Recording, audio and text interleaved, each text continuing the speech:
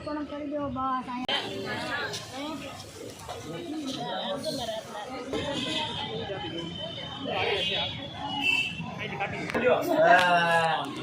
તો તું એવો આવ્યો પછી કેતા નહીં મને. હાય ફ્રેન્ડ, જય શ્રી કૃષ્ણ. કેમ છો બધા? મજામાં? અને તમે સ્વાગત છે તમારું નીલમ તડે બ્લોગમાં. અને હું છું નીલમ. અને અત્યારે છે ને અમે રેડી થઈ ગયા છે. એ જોવો બધા મારા પપ્પાની ઘરે જવાના છે. તો ત્યાં મામા ફૂઈના બધા છે ને ભેગા થવાના છે. તો ધમાલ મસ્તી કરવાના છે. તો તમે છે ને ધમાલ મસ્તી જોવા માટે તમારે આખો બ્લોગ જોવો પડશે. અને જો જ્યાં પપ્પાને ઘરે જે લઈ જવાનું છે ને તે આપણે તૈયાર કરી દીધું છે. તો પહેલાં તો એક અથાણું લઈ જવાનું છે, જો મમ્મી હાટું બનાવ્યું હતું તે. તો ચાલો તમને બતાવી દઉં. જો આપણે જે વસ્તુ લઈ જવાની છે ને તે અથાણા 2 બરણી છે તે એમાં મૂકી છે. તે એમાં કપડાં છે એમાં મારા ભાઈને દેવાના છે. તો ચાલો હવે આપણે જઈશું. મેં તમને બતાવી દીધું. વચ્ચે આવતું હતું પેટ્રોલ પંપ, તો આપણે પેટ્રોલ પુરાવા ઊભા રહી ગયા. તો પછી અમે પહોંચી ગયા પપ્પાની ઘરે. અને ત્યાં ગોરમાની અને પરસોત્તમ ભગવાનની પૂજા ચાલતી હતી. તો અમે જઈને બેસી ગયા, કેમ કે મેં ફળ લીધું હતું એટલે પાછું અર્પણ કરવાનું હતું.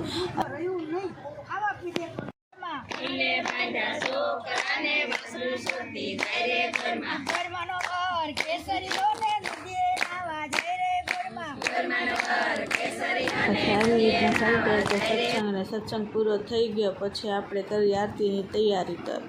અને આરતી પણ મેં અને મારી બેને 2 ઉતારી હતી, કેમ કે અમે 2 ફળ લીધું હતું એટલે પાછું અમારે દેવાનું હતું. એટલે અમારા હાથેથી પૂજા કરાવી હતી.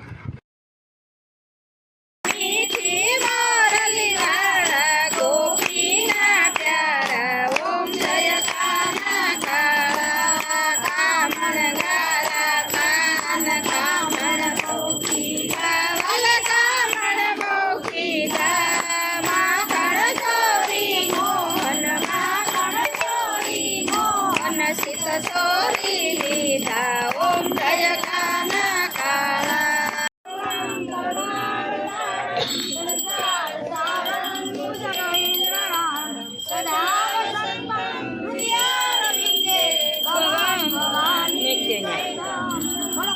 ભગવાનની જય.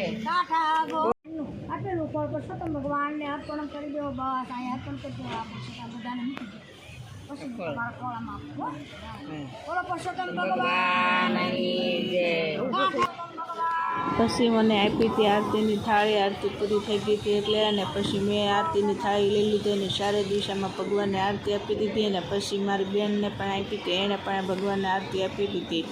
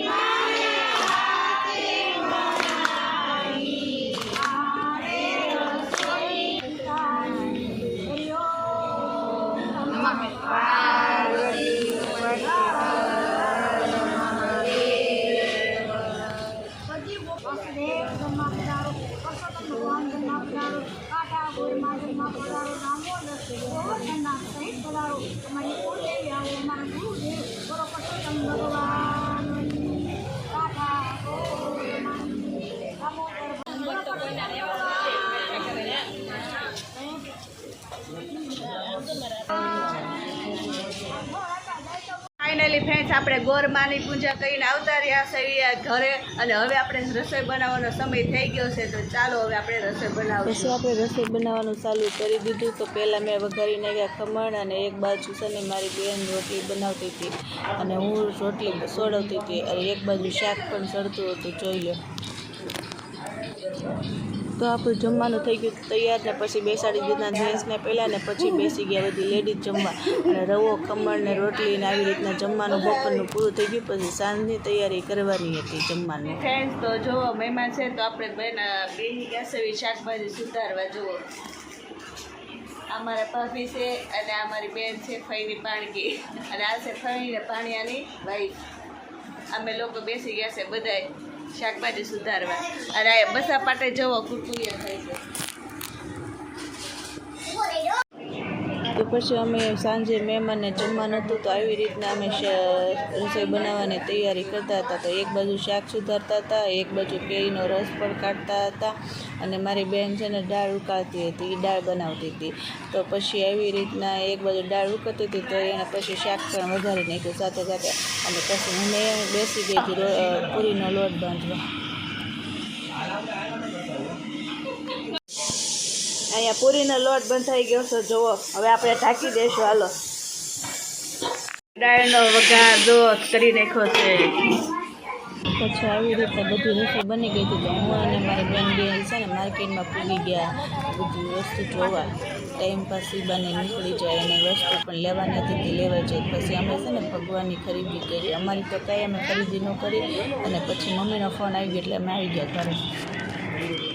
પછી પૂરી બનાવવાની બાકી હતી એટલે અમે આવીને પૂરી ચાલુ કરી દીધી વણવાની ને એક બાજુ તળવાની ચાલુ કરી દીધી. અને આવી રીતના રસોઈ બનતી હતી. અને પછી મારા ફઈનો ભાણિયો છે ને એ મારી યારે મજાક કરતો હતો કેમ કે હું બ્લોગ બનાવતી હતી ને એટલે છે ને મારી યારે મસ્તી કરતો હતો.